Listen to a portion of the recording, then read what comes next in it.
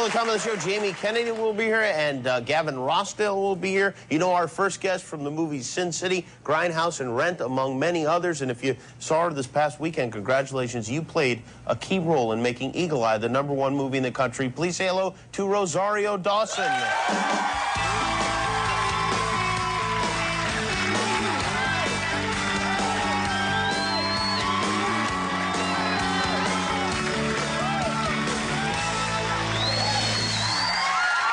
Wonderful as always. Thank you for being here. Congratulations on the big success of the movie. Thank you.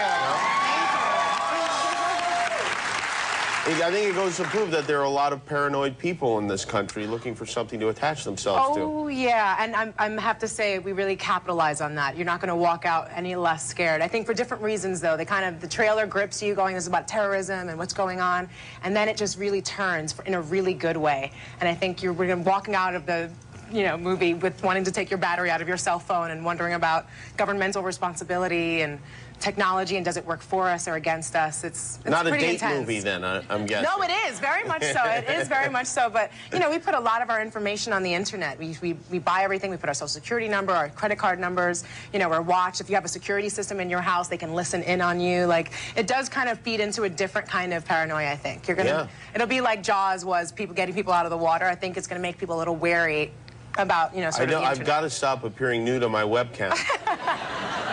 I'll have to make a note of that. Now, you've been involved in politics lately, haven't you? Yes. Well, kind of in politics, but you've been encouraging people to vote. Yeah, no, I have a voting organization called Voto Latino that I co-founded 4 years ago.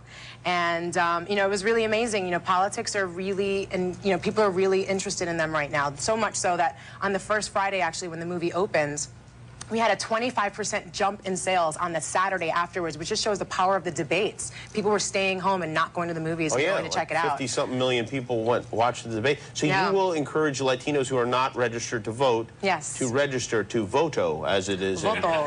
Guillermo, are you registered to Voto? Yeah, yes. And would you like to be in our PSA we're shooting on Saturday? Yes, he would. Yes. Yes. Oh, yes, he would.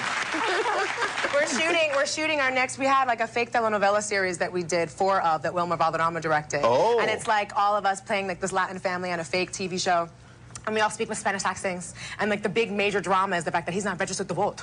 And it's like all really overly dramatic and overdone. And this one is going to be a musical that we're shooting on Saturday, which I think that I co-wrote with my friend David Atchison, who I do the comic book with. Really? Wow. I think people are going to really like Guillermo is a terrible singer, but we could clap in the background or something like that, right, Guillermo? Yeah. It would be great. And you were at you were in Italy over the summer at a film festival there. I was. I'm particularly interested in because you were on the island of Ischia, which is where my mother's family is from. That island. Oh. Did you see anyone that looked like me over there? Lots and lots and lots of people. I hear it's a beautiful. People there are beautiful. No, it really. Yeah, right. It's a really wonderful place. Actually, I was there for this film festival called the Ischia Film Festival, and it was amazing. Like the first night that we were out, I'd never heard of this festival before. I'm sorry, I have to say I hadn't heard of the island before. So we kind of show up there, like just kind of I'm going to sit here and watch, and they honored Vanessa Redgrave.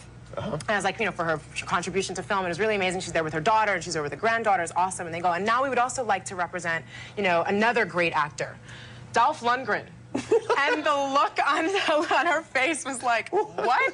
And he comes out and he goes, this film festival's better than the Cannes Film Festival. Wait, what are these awards for? And it was like the most incredible thing I've ever seen in my life. It was an incredible time. Van Damme wasn't available? They had to go for Dolph Lundgren? Wow. Is he a bigger star in Italy? Is there something we don't know? No, you know what? You Italians really just love film. It doesn't matter if you've contributed in any way. Well, they can't love it that much. I mean, wow. Apparently, Dolph looks exactly the same. I've seen his movies. I thought he was fantastic. Yeah, but let's get serious. It's different types of movies. I'm sure Vanessa on. was probably delighted to be honored alongside. She was a little mortified, I have to say, just a tad bit mortified. But it's amazing. I thought actually it was really sweet that everyone was recognized and given their fair share. Oh yeah, it would be great. You should recognize everyone. What the hell?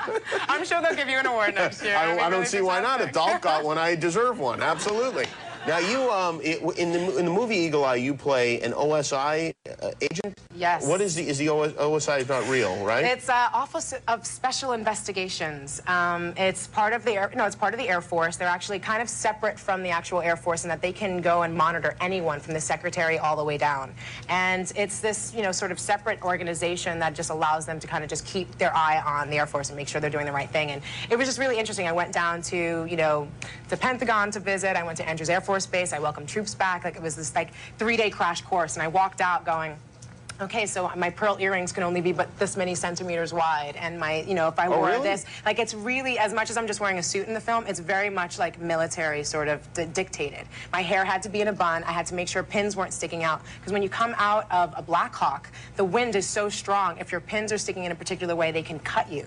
It was just like really particular details that have a reason, but ends up being so specific and detailed. It was like, this is the kind of woman who's early, probably at least on time, and I'm always late. So as much as I really loved getting to know Zoe Perez, I was very happy to say goodbye to her at the end of the movie. Yeah. Wow. Very, very contained, I have to say. We have a clip here of the movie in which Zoe Perez, that's the name of your character? Yeah, Agent Zoe Perez. Agent Zoe Perez. I like the sound of that. What is Agent Zoe Perez up to in this scene?